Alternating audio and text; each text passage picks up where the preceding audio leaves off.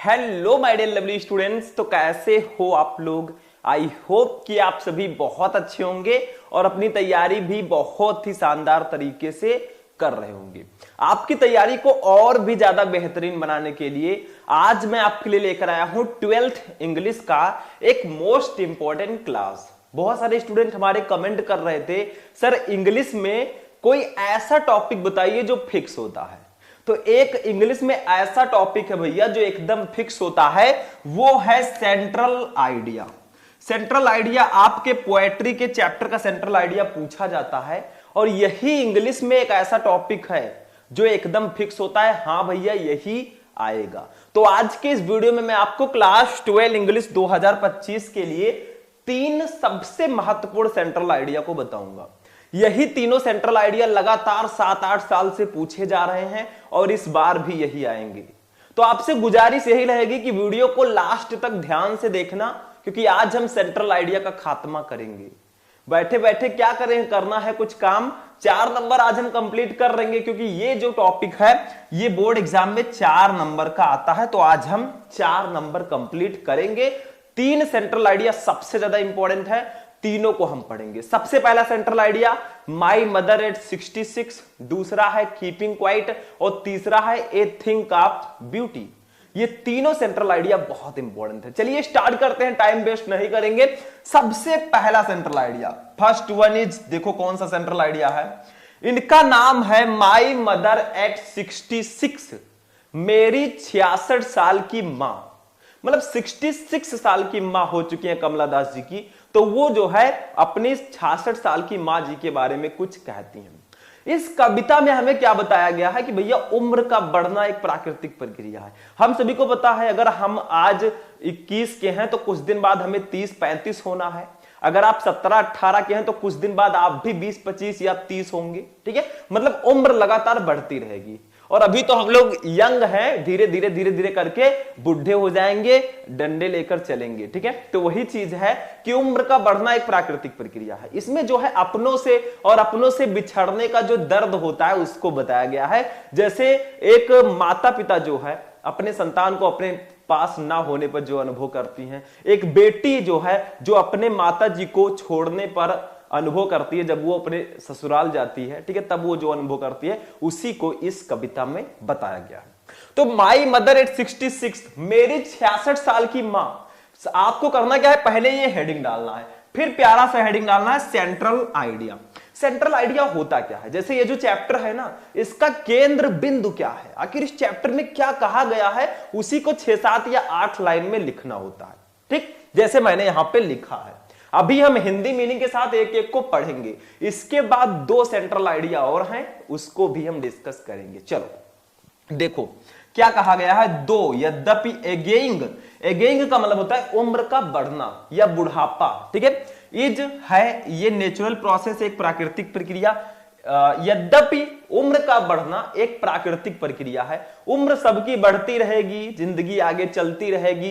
कब 1 साल 2 साल बीत जाते हैं कुछ पता नहीं चलता। आप लोग 12th में आ चुके हो, अभी सोचो अगर, तो कुछ दिन पहले ही 10th में थे। अगर आप सोचोगे कि कितनी जल्दी यार हम 10th से 12th में आ गए और कितनी जल्दी हम अपने 12th से विदाई लेकर चले जाएंगे अगली क्लासेस में। ठीक है, तो वही चीज है, ये निरंतर प्रोसेस चलता रहेगा, कोई इसको रोक नहीं सकता, समय को कोई नहीं रोक सकता। ठीक है ना, उसको खरीद सकता है कोई। तो यद्यपि उम्र का बढ़ना एक प्राकृतिक प्रक्रिया है, एट फिर भी, द फियर डर ऑफ सेपरेशन बिछड़ने का, फ्रॉम योर लव्ड यानी कि अपनों से या अपने प्रिय से, एंड नियर वंस और अपने प्रिय जनों से, इज वेरी, इज होता है वेरी बहुत पेनफुल दर्दनाक। फिर भी अपनों से और अपने प्रिय जनों से बिछड़ने का जो डर होता है वो बहुत दर्दनाक होता है। मतलब कहा गया है यद्यपि उम्र का बढ़ना एक प्राकृतिक प्रक्रिया है, फिर भी अपनों और अपनों से बिछड़ने का जो दर्द होता है, जो डर होता है, वो बहुत दर्दनाक होता है। मतलब जैसे अभी लड़की छोटी सी है, 14-15 साल की है, फिर धीरे धीरे वो बड़ी होगी, उसकी शादी हो जाएगी, फिर वो अपने पेरेंट्स से, अपने भाई से, अपने बहन को, सबको छोड़ के वो अपने ससुराल चली जाएगी। तो वो जो डर होता है ना, बहुत दर्दनाक होता है। एक लड़का है, वो अभी 5वीं या 6वीं में है, ठीक है, 5th 6th क्लास में है, धीरे धीरे वो इंटर पास होगा, इंटर के बाद वो कहीं तैयारी करने चला जाएगा, तो अपनों को छोड़कर जाएगा। तो जो वो डर होता है ना, बहुत दर्दनाक होता है। जैसे आपके टीचर कोई आपको बहुत अच्छा पढ़ा रहे हैं, अगर वो बीच में, आपके मन में हमेशा सवाल उठता होगा, यार कहीं छोड़ के हमको चले न जाए सर जी दूसरे स्कूल में, ठीक है। तो यही चीज, ये जो अपनों से और अपने प्रियजनों से जो बिछड़ने का डर होता है ना, बहुत दर्दनाक होता है, ठीक। अभी मैं फिर से रिवाइज करूंगा, देखो आगे देखो। द पोएम, ये कविता टॉक्स बताती है अबाउट के बारे में, द फीलिंग, भावना ऑफ लोनलीनेस, यानी कि अकेलेपन की। तो ये कविता उस अकेलेपन की भावना को भी बताती है जो एज्ड पीपल, जो वृद्ध लोग, एज्ड का मतलब जिनका एज हो चुका है, जो हल्का वृद्ध हो चुके हैं, जो वृद्ध लोग एक्सपीरियंस, अनुभव करते हैं, एंड और मतलब ये कविता जो है हमें उस अकेलेपन के भावना को भी बताती है जो वृद्ध लोग अनुभव करते हैं, जो बूढ़े लोग अनुभव करते हैं, ठीक है। एंड और द फीलिंग, वो भावना ऑफ गिल्ट, यानी कि उस आपराधिक, गिल्ट का मतलब होता है अपराधी, ठीक है। तो उस आपराधिक भावना को भी बताती है, व्हिच, जो दियर ऑफ स्प्रिंग, उनकी संतानें, ऑफ स्प्रिंग का मतलब होता है संतानें, ठीक है। दियर ऑफ स्प्रिंग एक्सपीरियंस, अनुभव करते हैं, फॉर नॉट बीइंग, ना होने पर, एबल, समर्थ, टू बी, उनके साथ, विथ दियर पेरेंट्स, अपने माता पिता के साथ, इन दियर ओल्ड एज, उनके बुढ़ापे में।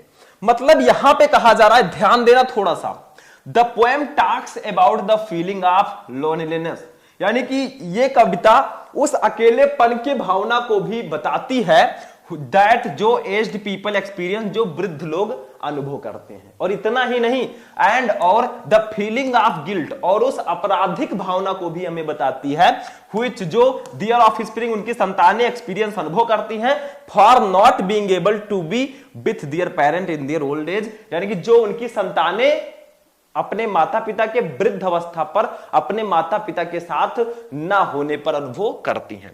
कोई लड़का नहीं चाहता कि मैं अपने माता पिता को छोड़ के जाऊं। अगर उसको कोई नौकरी मिल गई, किसी दूसरे राज्य में मिल गया, किसी दूसरे सिटी में मिल गया, तो वो छोड़ के चला जाता है, ठीक है, क्योंकि लाइफ भी उसको बनाना है इसीलिए, ठीक। और ना कोई पेरेंट्स चाहता कि मेरा बेटा कहीं जाए, वो भी हमेशा उसको अपने सीने से लगाए रखना चाहते हैं। लेकिन एक ऐसा समय आता है, एक मजबूरी होती है, जिससे उसको छोड़ के जाना पड़ता है।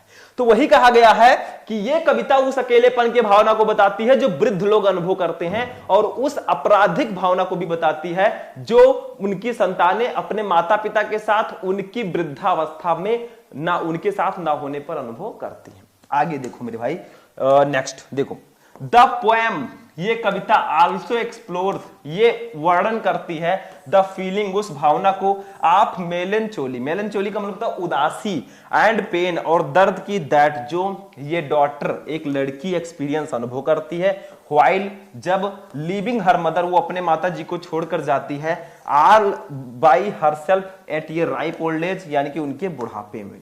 और ये कविता उस दर्द और उदासी की भावना का भी वर्णन करती है जो एक लड़की अपने माता पिता को उनके वृद्धावस्था में छोड़कर जाने पर अनुभव करती है।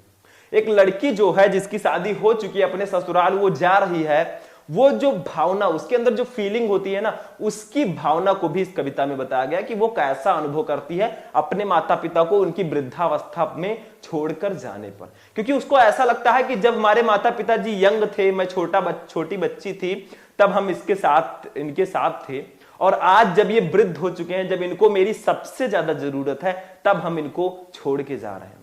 तो उस भावना को भी ये कविता हमें बताती है। बहुत प्यारी सी कविता है और बहुत फीलिंग हमारे अंदर आ जाती है। जैसे देखो, मैं भी इमोशनल हो गया हूं, आप चेहरे से ना पहचान पाएंगे, क्योंकि किसी की उदासी को उसके चेहरे से नहीं पहचाना जा सकता। कितने दर्द वो अंदर छिपाए बैठे हैं, वो वही जानता है, चाहे आप हो चाहे हम हो। किसी को एग्जाम की टेंशन है, किसी को फ्यूचर की टेंशन है, किसी को कैरियर की टेंशन है। हर एक आदमी है जिसके पास टेंशन है, क्योंकि कहा गया है खुलकर हंसना तो सबको आता है, लोग तरसते हैं एक बहाने को। ठीक है, देखो एक बार फिर से मैं इसको रिवाइज कर दूं अच्छे से। देखो, माय मदर 66, मेरी 66 साल की माँ, इसका सेंट्रल आइडिया में बताऊंगा।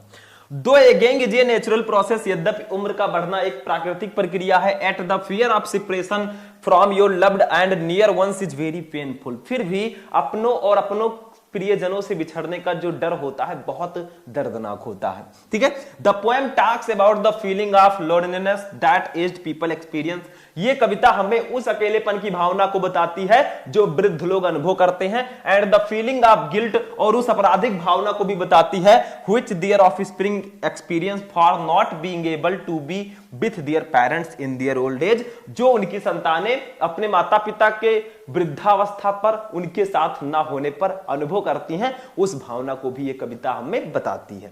ठीक है, आगे देखो। The poem also explores the feeling of melancholy and pain that a daughter experienced while leaving her mother all by herself at a ripe old age, और ये कविता उस दर्द और उस उदासी की भावना को भी उदासी की भावना का भी वर्णन करती है जो एक लड़की अपने माता पिता के मतलब अपने माता जी के वृद्धावस्था में उनके साथ ना होने पर अनुभव करती है, या उनको छोड़कर जाने पर जो अनुभव करती है एक लड़की, उस भावना को भी ये कविता हमें बताती है। बहुत ही इमोशनल ये कविता है, तो मैं अब इसको हटाऊंगा क्योंकि ज्यादा इमोशनल हो जाऊंगा तो आपको पढ़ाएगा कौन। ठीक है, आंसू गिरने लगेंगे। तो इसको आप लोग नोट करना चाहें तो मैं साइड में हूं, आप नोट कर सकते हैं। ठीक है, चलो नोट कर लिया होगा शायद, आप बहुत तेज हैं। ठीक है, चलो होता रहेगा, जो होना है लाइफ में होता रहेगा। हमें क्या है, हमारी जो फॉर्मेलिटी है वो हमें पूरा करना है। चलो स्टार्ट करते हैं। दूसरा देखते हैं, दूसरा सेंट्रल आइडिया क्या है। अब देखो माय डियर लवली स्टूडेंट, हमारा जो दूसरा सेंट्रल आइडिया है ये है कीपिंग क्वाइट, मतलब शांत रहो। ठीक है, कीपिंग क्वाइट। अब देखो इस सेंट्रल आइडिया में आपको थोड़ा क्वाइट रहने को कहा जा रहा है, थोड़ा सा शांत रहो, थोड़ा सा मौन में रहो। ठीक है, ऐसा नहीं जैसे आप लोग हैं पढ़ाई कर रहे हैं, अब अगर आप चिल्लाते हुए जाएंगे, अरे भैया हम तो 95% लाएंगे, हम तो 99 ले आएंगे, टॉपर का भी रिकॉर्ड तोड़ देंगे, तो क्या हो पाएगा? नहीं। जो काम शांति से हो जाता है ना, वो काम ऐसे नहीं होता, चिल्लाने से नहीं होता। ठीक, अगर मान लीजिए दो लोगों में झगड़ा है, ठीक है, अगर आप झगड़ा करेंगे दोनों लोग तो क्या होगा? मारपीट होगा, आप जेल जाएंगे। अगर वही काम आप प्यार से निपटा लेंगे तो कितना अच्छा हो, शांति से। ठीक है, तो वही चीज कहा जा रहा है कि कीपिंग क्वाइट, हमेशा शांत रहो। तो इसमें क्या कहा जा रहा है कि हमें शांत रहना चाहिए, हमें आत्मनिरीक्षण करना चाहिए। ठीक है, यही चीज है कि मनुष्य की जो आज देखते हैं हम लोग कितने बिजी हो गए हैं, बहुत जल्दबाजी में कोई भी काम करते हैं, और आपको पता है जल्दबाजी का काम शैतान का होता है, फिर भी हम कोई भी काम बहुत जल्दबाजी में करते हैं। ठीक है, तो यही सारी चीजें हैं कि हमेशा अपने काम को अच्छे से करो, बहुत जल्दबाजी मत करो। ऐसा मत सोचो कि पूरा इंग्लिश मैं एक ही दिन में कंप्लीट कर दूं। धीरे धीरे काम, धीरे धीरे पढ़ाई करते रहोगे, आपका सिलेबस कंप्लीट होता रहेगा। देखो कीपिंग क्वाइट सेंट्रल आइडिया, खूब प्यारा सा हेडिंग डालेंगे, फिर हम पढ़ेंगे। देखो मैं एक बात और क्लियर कर दूं कि आपने अगर कोई दूसरा सेंट्रल आइडिया पढ़ रखा है उसको लिख दीजिए, कोई दिक्कत नहीं है, क्योंकि अलग अलग बुक में सेंट्रल आइडिया अलग अलग होता है। क्योंकि मुझे पता था कुछ बच्चे कमेंट करेंगे, सर मैंने तो दूसरा वाला याद कर लिया, दूसरी बुक में ऐसा है। देखो सारे बुक में सेंट्रल आइडिया सही लिखे हैं, कोई जरूरी नहीं है जो मैं बता रहा हूं यही छाप के आ जाओ। अगर यही लिख देते हो तो भी ठीक है, लेकिन अगर आपने दूसरे बुक का पहले से ही याद कर रखा है तो कोई दिक्कत नहीं है, आप उसको ही जाकर लिख देना, ये मैं क्लियर कर दूं। ठीक है, क्योंकि बहुत सारे स्टूडेंट कंफ्यूज हो जाते हैं कि सर यही वाला याद कर लें या अपना वाला रहने दे, अपना वाला भी रहने दो। देखो keeping quiet, in keeping quiet कविता में द पोएट, कवि डिमांड्स, मांग करता है या जोर देता है द नेसेसिटी, आवश्यकता की आप क्वाइट इंट्रोस्पेक्शन, यानी कि शांत आत्मनिरीक्षण की।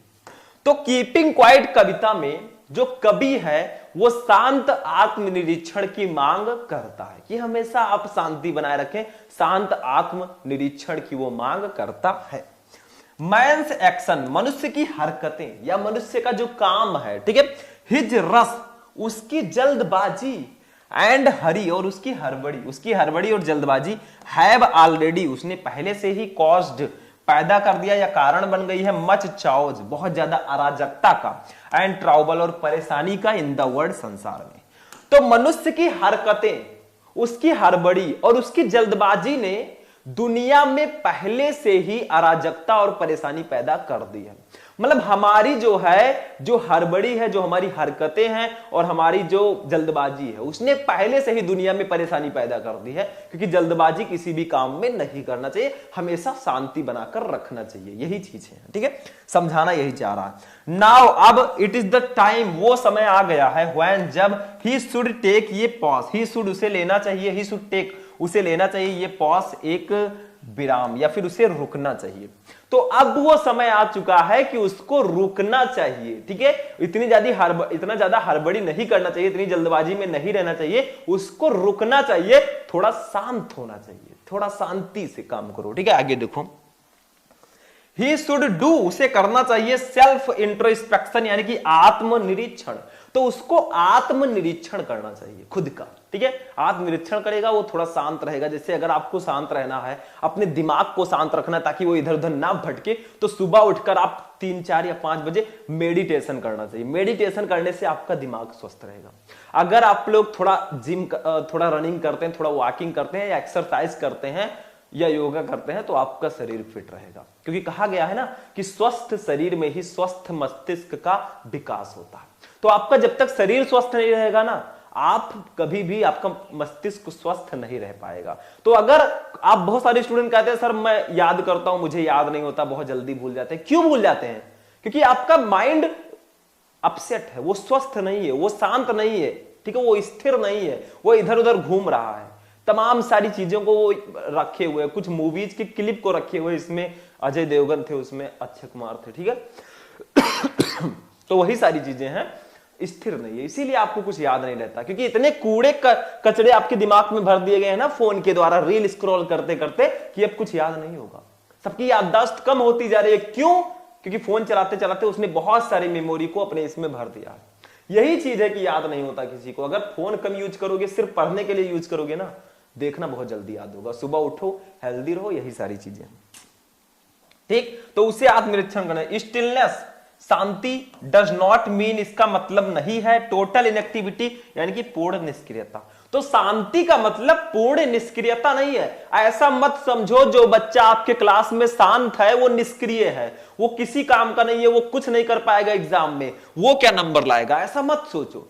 क्या पता वो तूफान के पहले की शांति हो। कुछ बच्चे होते हैं ना, आपको दिखने में लगेंगे एकदम सीधे साधे, एकदम लगेंगे कुछ जानते ही नहीं है, कुछ नहीं जानते हैं। बाद में जब रिजल्ट आएगा, अरे सबसे ज्यादा नंबर उसी का आया।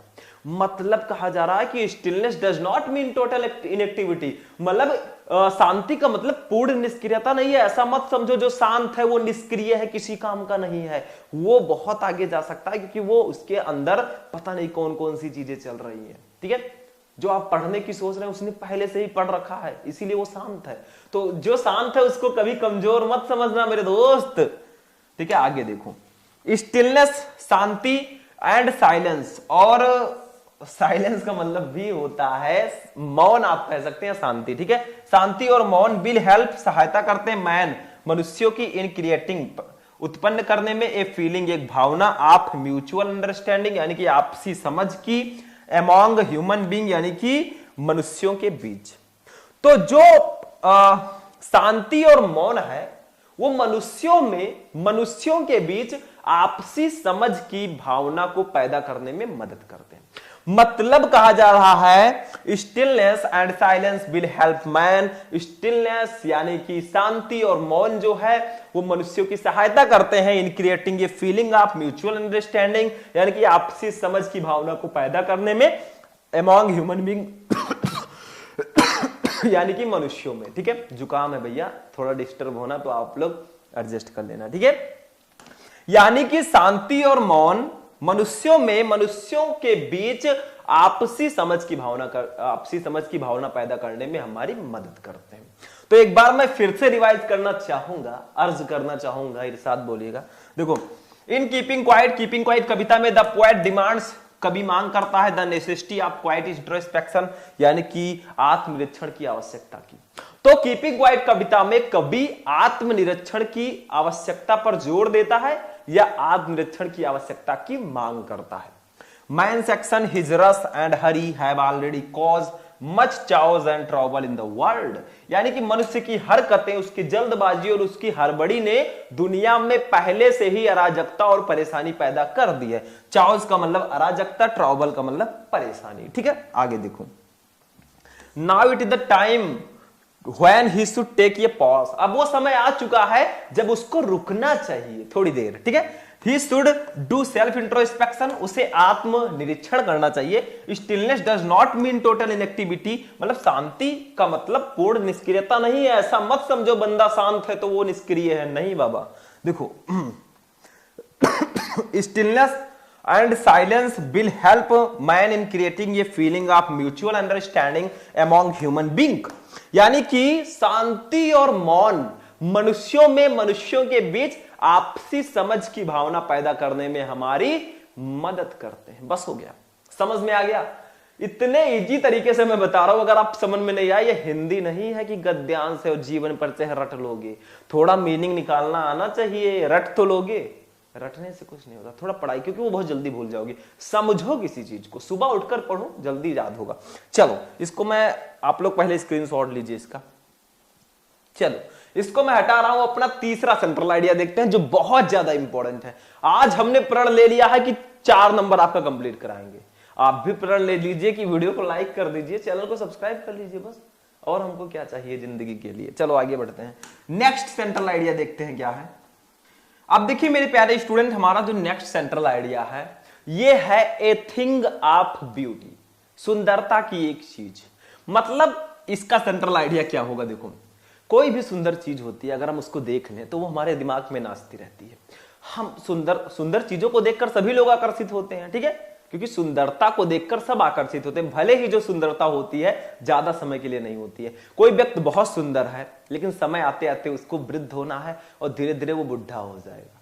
तो सुंदरता जो है वो अनंत नहीं है, लेकिन कुछ चीजें ऐसी भी हैं जो जिसकी सुंदरता अनंत है। ठीक है, तो यही चीजें हैं कि सुंदरता और ब्यूटी के बारे में इस चैप्टर में बताया गया है। वही चीजें हम यहाँ पे डिस्कस करेंगे कि जो सुंदरता होती है ना, वो हमें शाश्वत और चिरस्थायी आनंद प्रदान करती है। अगर हम कोई सुंदर वस्तु को देख लें, अरे यार कितना सुंदर है यार, कितना अच्छा लग रहा है ना, कितना अच्छी फीलिंग आती है अंदर से, तो वो हमें थोड़ा सा हैप्पी करती है, थोड़ा सा आनंद प्रदान करती है। आज के जमाने में खुश रहना भी एक टैलेंट है, मतलब खुश रहना भी एक चैलेंज हो गया है। कोई व्यक्ति खुश नहीं है। ठीक है, देखो क्या है the central idea of the poem. इस कविता का लाइज का मतलब निहित है या विद्यमान है in the very opening line, यानी कि पहली ही पंक्ति में ऑफ द पोएम, कविता के a thing of beauty, a thing of beauty. मतलब इस कविता का जो सेंट्रल आइडिया है ये इसकी पहली ही पंक्ति ए थिंक ऑफ ब्यूटी में निहित है। मतलब ए थिंक ऑफ ब्यूटी जो हेडिंग है ना, इसी में ही इसका अर्थ निहित है। इसका सेंट्रल आइडिया इसी में निहित है कि इसमें ब्यूटी के बारे में ही बताया गया होगा, ब्यूटी। ठीक है, तो the central idea of the poem lies in the very opening line in of the poem A thing of beauty. यानी कि इस कविता का सेंट्रल आइडिया जो है इसकी पहली पंक्ति ए थिंक ऑफ ब्यूटी में ही निहित है। ब्यूटी का मतलब होता है सुंदरता। ठीक है, चलो एनी ब्यूटीफुल ऑब्जेक्ट, कोई भी सुंदर वस्तु इज ऑलवेज, वो हमेशा ट्रीजर्ड, मतलब संजो कर रखी जाती है। कोई भी सुंदर वस्तु संजो कर रखी जाती है इन आवर माइंड्स, हमारे दिमाग में। तो कोई भी सुंदर वस्तु जो होती है वो हमेशा हमारे दिमाग में संजो कर रखी जाती है। कोई बहुत सुंदर चीज आप देख लेंगे, गाड़ी बहुत अच्छी है यार, मुझे तो लेना है, तो उसको आप देख लेंगे तो वो हमेशा आपके दिमाग में संजो कर रखी जाती है कि यार कितनी अच्छी थी वो ना। आगे समझदार हो। बिकॉज, क्योंकि इट प्रोवाइड्स, ये हमें प्रदान करती है अस हमें इटर्नल, मतलब शाश्वत एंड एवरलास्टिंग और चिरस्थायी जॉय, आनंद। क्योंकि ये हमें शाश्वत और चिरस्थायी आनंद प्रदान करती है। कोई भी सुंदर वस्तु आप देख लेते हैं तो वो आपके दिमाग में बहुत अच्छे से बैठ जाती है, वो संजो कर रख दी जाती है और जो है वो हमें चिरस्थायी और शाश्वत आनंद, शाश्वत और चिरस्थायी आनंद हमें प्रदान करती है। ठीक है, द हैप्पीनेस, वो खुशी, वो प्रसन्नता, दैट जो एनीथिंग ब्यूटीफुल, कोई भी सुंदर वस्तु प्रोवाइड्स, प्रदान करती है, नेवर फेड इनटू नथिंगनेस, वो कभी शून्य नहीं होती। नेबर फेड इनटू नथिंगनेस का मतलब कभी शून्य ना होना, तो वो कभी शून्य नहीं होती। मतलब वो प्रसन्नता जो हमें किसी सुंदर वस्तु से मिलती है वो कभी शून्य नहीं होती, वो हमेशा कुछ ना कुछ हमारे दिमाग में रहती है, ठीक है। बट लेकिन मल्टीपल मैनीफोल्ड, वो कई गुना बढ़ जाती है, व्हेनेवर, जब कभी भी इट रिटर्न्स, ये लौटती है, टू आवर माइंड, हमारे दिमाग में, और जब भी ये हमारे दिमाग में लौटती है वो कई गुना बढ़ जाती है। मतलब किसी सुंदर चीज को आपने देख लिया, 2-4 दिन तक आपके दिमाग में वो घूमता रहा, ठीक है, फिर उसके बाद धीरे धीरे आपकी जो मेमोरी है वो उसको भूलती जाएगी, लेकिन जैसे ही वो हमारे दिमाग में फिर से वापस आएगी वो कई गुना बढ़ जाएगी। वही कहा गया है कि देखो कहां गया भाई, देखो, any beautiful object is always treasured in our mind, कोई भी सुंदर वस्तु हमारे दिमाग में संजो कर रखी जाती है, because it provides us eternal and everlasting Joy, वो हमें शाश्वत और चिरस्थायी आनंद प्रदान करती है। The happiness that anything beautiful provides, वो प्रसन्नता, वो खुशी जो कोई सुंदर वस्तु हमें प्रदान करती है, नेबर फेड इनटू नथिंगनेस, वो कभी शून्य नहीं होती, बट लेकिन बल्कि multiple manifold whenever it returns to our mind, बल्कि जब वो हमारे दिमाग में लौटती है तो कई गुना बढ़ जाती है। मतलब वो सुंदरता कभी जीरो नहीं होती, भले ही हम हीरो हो जाएं। आगे देखो, नेक्स्ट देखते हैं, ब्यूटी, ब्यूटी का मतलब सुंदरता,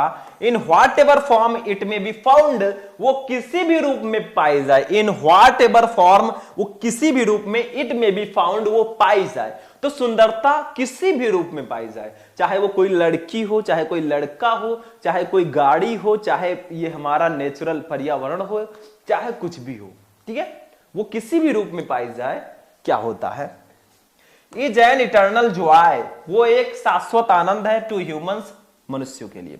तो सुंदरता चाहे किसी भी वो रूप में पाई जाए, वो हम जैसे मनुष्य के लिए एक शाश्वत आनंद है, ठीक है। आगे देखो, बिकॉज, क्योंकि इट ऑफर्स, ये प्रदान करता है ह्यूमंस, मनुष्यों को, द कॉन्स्टेंट अपॉर्चुनिटी, निरंतर अवसर, टू रिफ्लेक्ट मतलब चिंतन करने का, ऑन दैट ब्यूटी, उस सुंदर वस्तु पर, क्योंकि यह मनुष्यों को उस सुंदर वस्तु पर या उस सुंदरता पर चिंतन करने का अवसर प्रदान करता है, चिंतन करने का अवसर प्रदान करता है कि हमें कुछ उसके बारे में सोचना चाहिए, वो अपॉर्चुनिटी हमें देता है, ठीक है। आगे देखो, which stands in such stark constant, जो विपरीत है, to the dejection, निराशा के, मोनोटोमी, निरस्ता के, एंड अगलीनेस, और कुरूपता के, of our daily everyday lives, यानी कि हमारे दैनिक जीवन के, जो हमारे दैनिक जीवन के निराशा, निरस्ता और कुरूपता के बिल्कुल विपरीत है, ठीक है।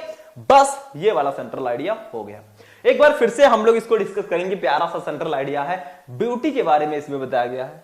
कौन ब्यूटी, मतलब ए थिंक ऑफ ब्यूटी, ठीक है। चलो देखते हैं, ए थिंक ऑफ ब्यूटी, सुंदरता की एक चीज, कितना अच्छा नाम है।